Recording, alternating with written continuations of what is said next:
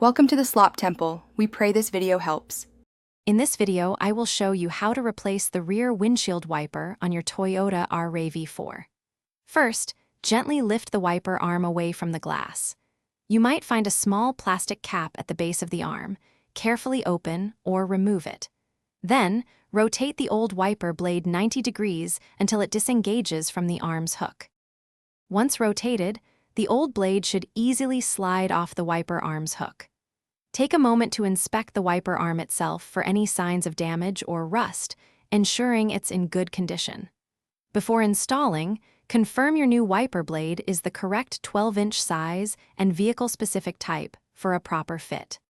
Now, take your new wiper blade and slide its attachment point onto the hook of the wiper arm. Push it firmly until you hear a click, ensuring it's securely locked. Rotate the blade back to its original position, then gently lower the entire wiper arm back onto the rear window glass. Finally, if you removed a plastic cap, snap it back into place over the arm's base. Turn on your vehicle and test the new wiper blade with some washer fluid to ensure it operates smoothly and clears the window effectively. Regular checks help maintain visibility.